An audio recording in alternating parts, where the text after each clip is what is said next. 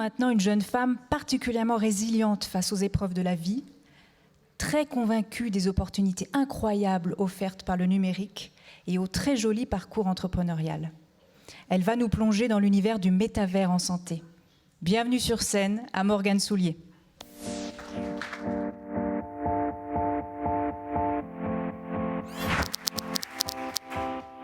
Ce pot de confiture est la preuve que le numérique ne détruit pas les liens sociaux, il les amplifie. Et après ces quelques minutes passées ensemble, je pense que vous aurez compris qu'il a même sauvé ma vie. Je suis une passionnée de nouvelles technologies car j'ai la conviction qu'au-delà de nos a priori, ils ont le pouvoir de nous enrichir, de nous ouvrir sur le monde et même d'améliorer nos vies. Cette conviction, je l'ai toujours eue. Si bien que pour mon tout premier emploi, en 2008, je me suis retrouvée à développer et à animer la toute première page Facebook du groupe Orange et quelques années plus tard à travailler à l'intégration de Netflix sur le marché français. La vie n'étant pas un long fleuve tranquille, j'ai aussi traversé une longue maladie chronique, handicapante et envahissante, qui a nécessité une longue, très longue hospitalisation. Parce que je m'ennuyais, mais aussi parce que je ne trouvais pas l'aide dont j'avais besoin auprès de mes médecins, auprès de mes proches, j'ai développé un compte Instagram sur lequel j'ai partagé au quotidien mon parcours d'hospitalisation, mes doutes, mes craintes, mes difficultés, mais aussi mes avancées. J'ai alors rencontré Véronique, John, Jennifer, pour le coup des personnes pas du tout malades, mais avec qui j'ai vite créé une profonde amitié. J'ai reçu des marques de soutien des 4 coins du monde. Véronique m'a envoyé des pots de confiture de son verger marseillais, Vanessa du pain de son boulanger de Bénodet, John un bouquet de fleurs depuis New York, et Jennifer m'a même envoyé une carte postale de son voyage de noces à Tahiti. Tout cela est vrai, je n'invente rien, c'est les vraies photos qui sont dans mon téléphone portable et que j'ai prises quand j'ai reçu les colis. Et tout cela prouve à quel point les réseaux sociaux peuvent nous aider à créer du lien bien au-delà de nos frontières. L'histoire de ce compte Instagram ne s'arrête pas là. Il a vite été rejoint par 1000, 2000, 5000, 80 000 personnes. Pour le coup, principalement des personnes malades qui, comme moi, ne trouvaient pas l'aide dont elles avaient besoin via la médecine traditionnelle. C'est alors qu'est née l'idée de Philite, un écosystème de santé co-créé avec des médecins qui permet à l'ensemble de l'équipe thérapeutique d'être connecté au patient, de mieux comprendre son quotidien pour mieux améliorer son parcours de soins. On a rassemblé une communauté, la Philite Family, et je pense pouvoir témoigner que nous avons aidé un très, très grand nombre de personnes. J'avais la conviction que le numérique en santé pouvait améliorer les parcours de soins. Philite me l'a prouvé à grande échelle. Pourquoi je vous raconte ça ? Parce que depuis un an, depuis que Mark Zuckerberg a développé de changer le nom de son entreprise Facebook en Meta pour en faire l'acteur majeur du métaverse, on s'inquiète, on s'insurge.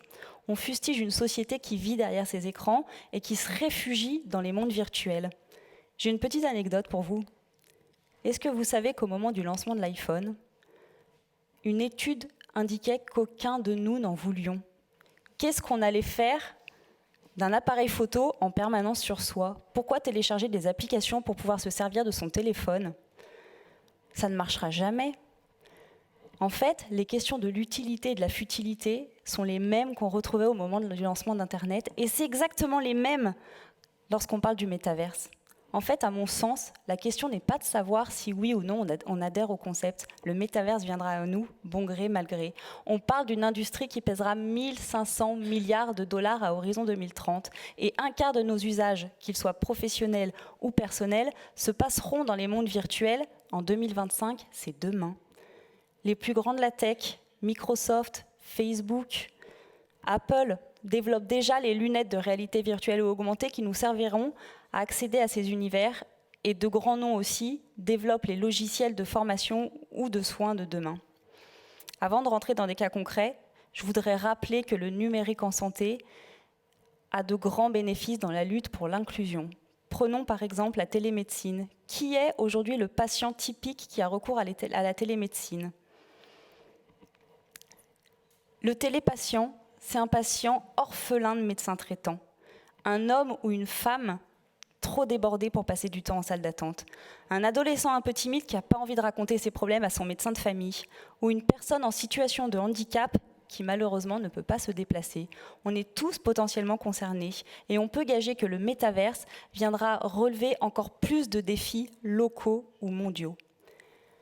La réalité virtuelle et augmentée sont déjà utilisées par de nombreuses universités à travers le monde pour former les chirurgiens de demain via des outils de simulation ou de reproduction de chirurgie qui ont vraiment eu lieu, ce qui permet aux étudiants de mieux se former que sur un corps mort ou que dans des livres de médecine.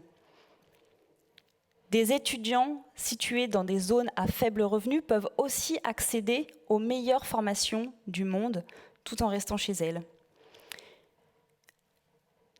De nombreux médecins utilisent déjà les jeux de réalité virtuelle pour mieux accompagner leurs patients qui souffrent de phobie sociale, de troubles de déficit de l'attention ou de syndrome post-traumatique. Et d'ailleurs, une étude de l'université d'Oxford indique que chez 38% des patients, les symptômes diminuent, notamment pour soigner la phobie sociale.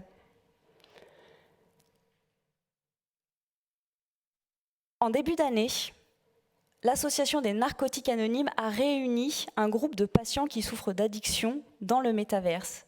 Via leurs avatars, ils se sont retrouvés, ont pu échanger, partager leur expérience et les patients témoignent du fait que se retrouver sous forme d'avatar permet de faire tomber les barrières de la honte et donc de s'exprimer beaucoup plus librement. Alors, en matière de numérique en santé, en matière de nouvelles technologies, on peut avoir deux attitudes. La première, c'est de refuser leur évidence, c'est de s'en méfier et d'avoir vraiment cette attitude de « c'est pas pour moi, je vais pas l'utiliser maintenant ». Ou alors, on peut avoir une autre attitude, une attitude beaucoup plus proactive. On peut se dire je vais essayer de la comprendre maintenant, de comprendre maintenant ce qui est en train d'arriver pour pouvoir en faire un usage vertueux dès qu'il va y avoir une adoption massive de ces nouvelles technologies. Alors peut-être que demain, vous penserez à moi devant votre tartine, lorsque vous allez prendre votre pot de confiture. Gardez en tête une chose, n'oubliez pas, Alexandre Vialat, auteur français du début du XXe siècle, disait « Le pot de confiture est encore meilleur lorsqu'il faut monter sur la chaise pour aller prendre le pot dans le placard ».